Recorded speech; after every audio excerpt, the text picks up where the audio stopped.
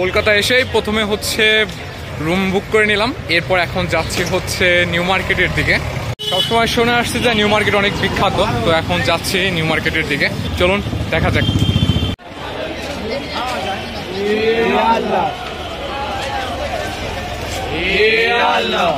এখন যাচ্ছি নিউ মার্কেটের দিকে। এটা হচ্ছে মনে হয় নিউ মার্কেট।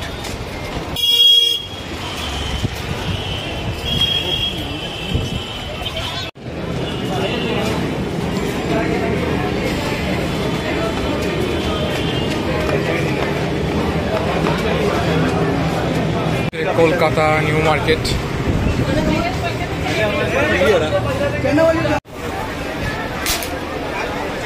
অনেক দূর পর্যন্ত বিস্তৃত, ঢাকা নিউ মার্কেটের মতোই।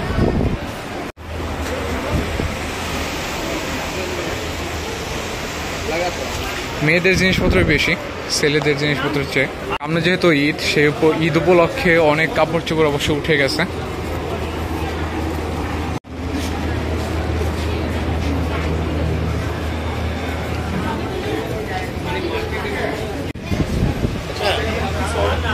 এখানে অনেক ধরনের চুলও আছে। আপনার দোকান কোনটা?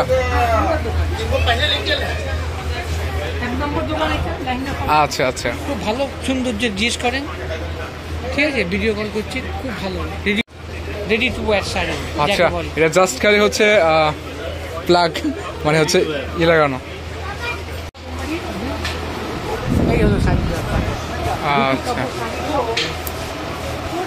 খুব সৌন্দর্য। একটা নিচে বলেন। না না না,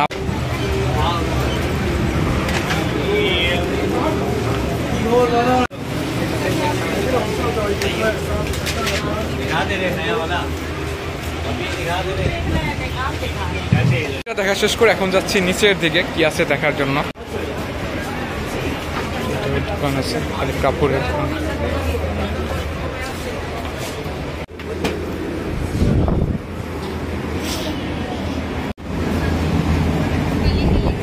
এর জন্য আরো ভিড়। এখানে হচ্ছে কলকাতা পৌরসভা সংসদ, আর এই পাশে একটা সুন্দর বিল্ডিং আছে আমার ঠিক উপরে। এখন আমি যাচ্ছি হচ্ছে সামনের দিকে। মার্কেট থেকে কিছু কেনাকাটা শেষ করে এখন হচ্ছে যাচ্ছি সামনে। বাকি আর কি আছে এই রাতে ঘুরে দেখার মতো, সেগুলোই দেখতে যাচ্ছি।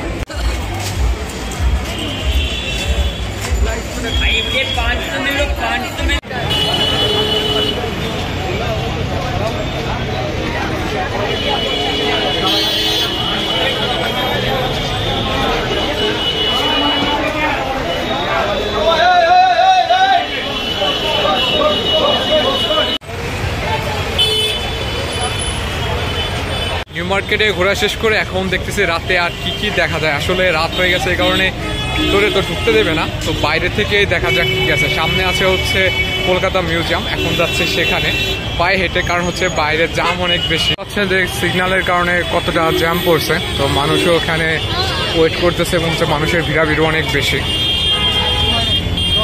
তার সাথে সাথে এখানে হচ্ছে রয়্যাল এনফিল্ডের একটা শোরুম চোখে পড়লো। আমাদের দেশে তো লঞ্চ হবে শুনছি, কিন্তু এখনো দেখার সৌভাগ্য হয় নাই, বাট কলকাতায় সেই সৌভাগ্যটা হইল। ক্লাসিক 360।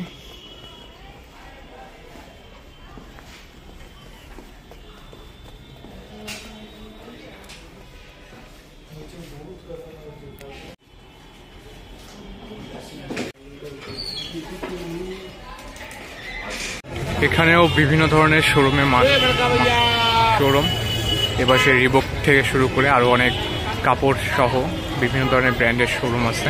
আর সামনে দিয়ে গেলেই হচ্ছে আবার নিউ মার্কেট।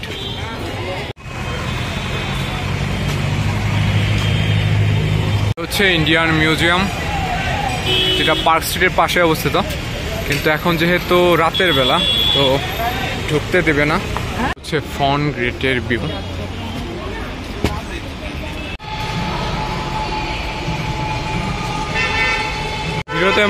ভিতরে মনে হচ্ছে যে অনুষ্ঠান হচ্ছে, অনেক মানুষ ভিতরে দেখা যাচ্ছে।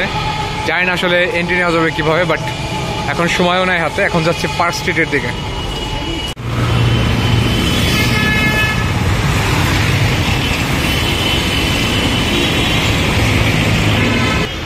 এপাশে পার্ক, পার্কের পাশে রাস্তা, তাই বলে যে পার্ক স্ট্রিট নাকি জানি না। তবে কলকাতাতে অনেক আইন ফলো করা হয় এবং রেড সিগন্যালের সাথে সাথে সব গাড়ি থেমে গেছে।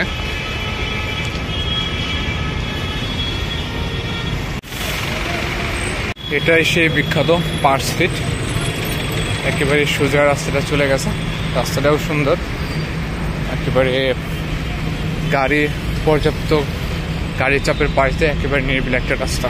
আসলে একা একা ঘোরাটা একটু ঝামেলা, কারণ কিছু চিনি না, গুগল ম্যাপ দেখে দেখে আমাকে এগোতে হচ্ছে। ভিক্টোরিয়া মেমোরিয়ালসে যাচ্ছি, সামনে দেখা যাক ওখানে কি আছে। আলো অন্ধকারের ভিতর দিয়ে এগিয়ে যাচ্ছে সামনের দিকে, এপাশে জঙ্গল পোড়া, দেখা যাচ্ছে না অন্ধকারের জন্য।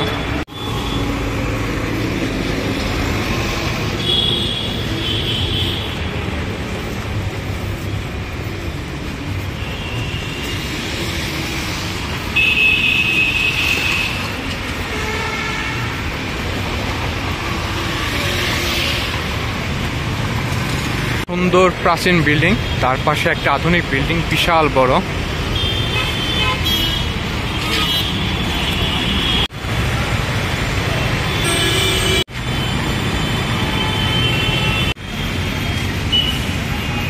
এলিয়ট পার্কের গেট, যেহেতু রাতের বেলা তো টোটালটাই বন্ধ। টাটা সেন্টার, গাড়িতে কি লাগছে তো। পার্ক স্ট্রিট ধরে সামনে এগিয়ে আসলে আরও অনেকটুকু এগিয়ে গেলে প্রায় 3.5 কিলোমিটার যাওয়ার পরে আপনার পড়বে হচ্ছে ভিক্টোরিয়া মেমোরিয়াল। তো এখন যাচ্ছে সেখানে, ওখানে দূরে দেখা যাচ্ছে কবিগুরুর একটা স্ট্যাচু, পাশে একটা গোল কি জানো গোল যেটার কথা বললাম, সেখানে আসলে মহাকাশ নিয়ে অনেক শো দেখানো হয়, এর জন্য ওই গোলাকৃতি রাখা হয়েছে। যে বিল্ডিংটা আছে এখানে মূলত হচ্ছে মহাকাশ জাতীয় অনেক কিছুর শো দেখানো হয়। এটাকে বলা হয় হচ্ছে কুইন্সওয়ে। রাত যেহেতু, তো অন্ধকারের জন্য খুব একটা দেখা যাচ্ছে না, বাট রাস্তাটা অনেক সুন্দর। একটা মাঠ আছে, যদি অন্ধকারে দেখা যাচ্ছে না, একে বলা হয় হচ্ছে গাড়ির মাঠ, গুগল ম্যাপ অন্তত তাই বললো। আর এই বাম পাশে হচ্ছে সেই ভিক্টোরিয়া মেমোরিয়ালস, এখান থেকে হালকা দেখা যাচ্ছে, থেকে ঘোড়ার গাড়িও ছাড়া হয়।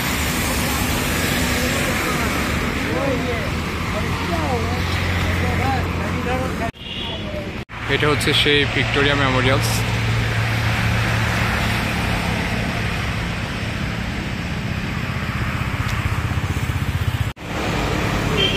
অন্ধকারের জন্য কিছু দেখা যাচ্ছে না, বাট ওখানে লাইট শো চলতেছে অনেক সুন্দর। যাই এখন সামনের দিকে।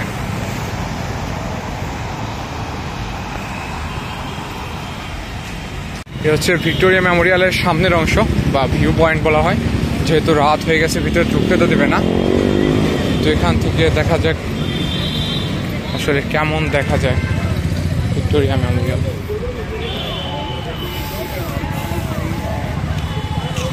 हाँ जो देने का रोजी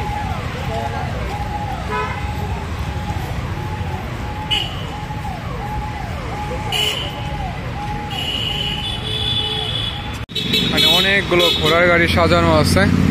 এখন এখান থেকে হেঁটে চলে যাব হচ্ছে ফোর্ট উইলিয়াম দুর্গে, গেটের ওখানে। এখন হচ্ছে সবগুলো লাইট একেবারে চালিয়ে দেওয়া হয়েছে, তো এখন আরও অনেক সুন্দর দেখা যাচ্ছে।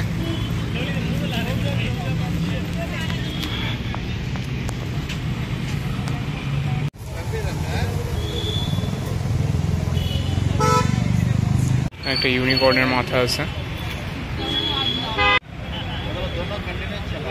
অনেকগুলো ঘোড়ার গাড়ি দাঁড়িয়ে আছে, কিছু ঘোড়া খাচ্ছে, কিছু ঘোড়ার গাড়িতে মানুষ ওঠার জন্য প্রস্তুতি নিতেছে।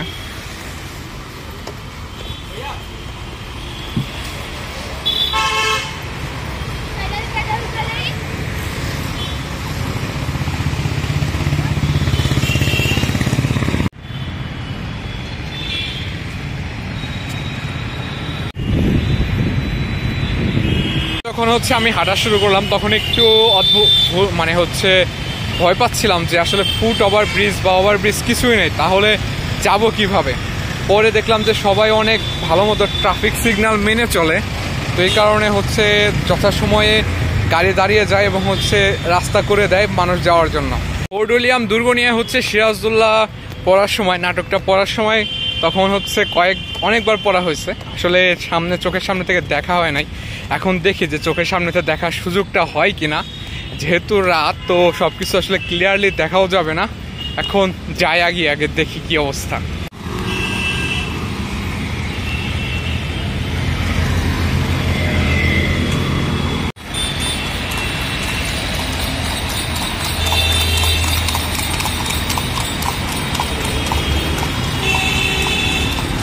যতটা মনে হলো পাশে যে রাস্তাটা যাচ্ছে সেটা মূলত হচ্ছে ট্রামের রাস্তা ছিল। এখন এই অঞ্চলে মনে হয় বা এই অংশে আর ট্রাম চলে না, বাট এখনো রাস্তায় সেই লাইনগুলো এখনো আছে। দেখা যাচ্ছে ভিক্টোরিয়া মেমোরিয়াল, অনেক সুন্দর। এটা হচ্ছে রেস কোর্স, যেখানে হচ্ছে ঘোড়দৌড় হতো, আর সামনে সুন্দর করে গ্যালারি আছে। আর আমি এর পাশ দিয়ে হেঁটে যাচ্ছি হলো ফোর্ট উইলিয়াম দুর্গের দিকে। এখন দেখা যাক দেখার সুযোগ হয় কিনা। দূরত্ব অনেকটা, 2 কিলোমিটার হাঁটা লাগবে। এখন 2 কিলোমিটারের জন্য আর কিছু নেইনি আমি। এখন যাই দেখি পাওয়া যায় কিনা। এটা হচ্ছে মূলত ট্রামের রাস্তা, চলে গেছে সোজা। শর্টকাট পাওয়া গেল। এখানে সবাই উদ্বাস্তুরা থাকে। আর এটা হচ্ছে ফ্লাইওভার। কলকাতাতে অনেকগুলো ফ্লাইওভার, বাট ওই পাশে যদি নবান্ন বাস স্ট্যান্ডে যান তাহলে এতগুলো ফ্লাইওভার দেখবেন যে আপনি নিজে কনফিউশনে পড়ে যাবেন যে আসলে কোনটা দিয়ে যাওয়া উচিত বা কোন দিক বরাবর যাবে।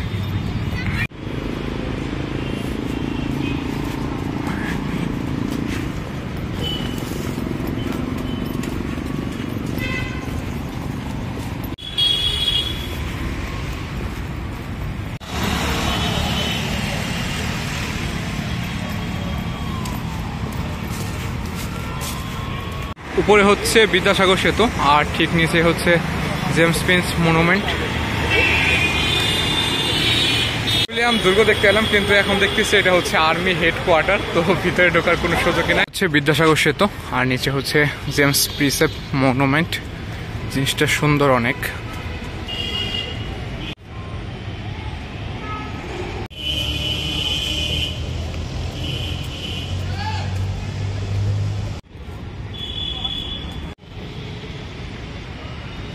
অংশের যাত্রা শেষ করে এখন যাচ্ছে হচ্ছে শিলাইদহ জাংশনে কালকে টিকিট কাটার জন্য, যে কখন টিকিট এবং হচ্ছে কত করে টাকা লাগে সেটা জানার জন্য সবচেয়ে একটা সহজ উপায় হচ্ছে উবার নিয়ে নিলাম, যে কোনো ঝামেলা ছাড়াই।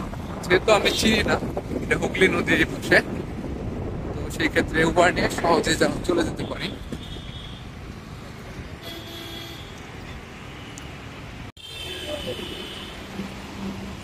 সেটা হচ্ছে ইডেন গার্ডেন্স এর লাইট।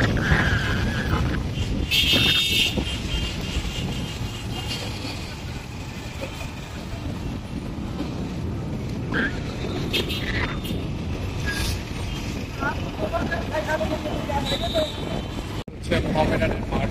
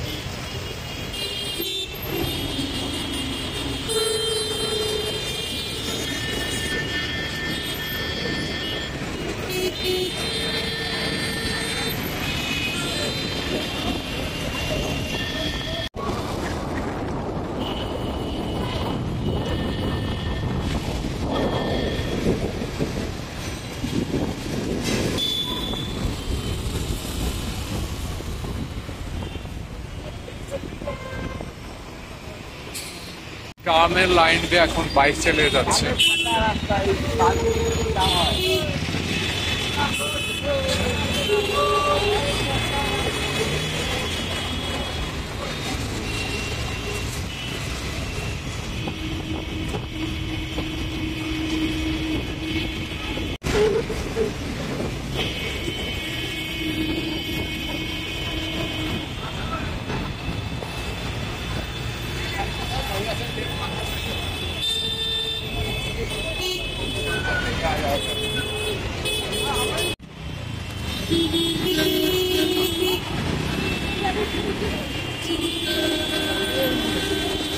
চলে আসছি শিলাইদহ স্টেশনে।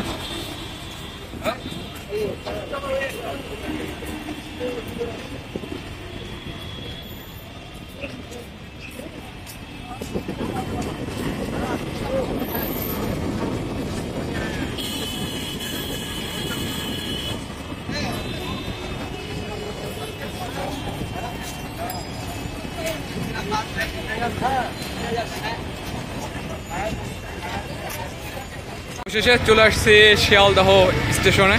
এখন এখান থেকে টিকিটের খবর নিতে হবে যে কখন বনগ্রামের টিকিট ছাড়ে। এখন যাচ্ছে, দেখি।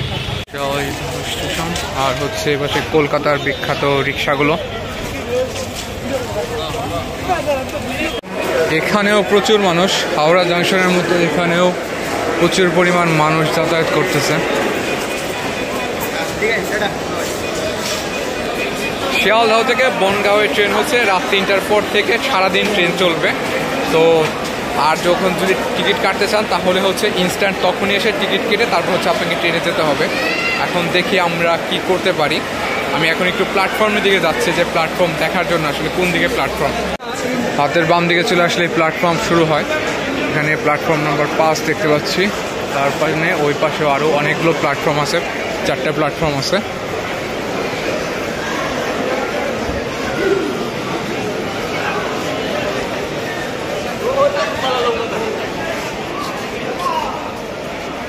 वो तकाइए हम बोल दें, दिखाइए।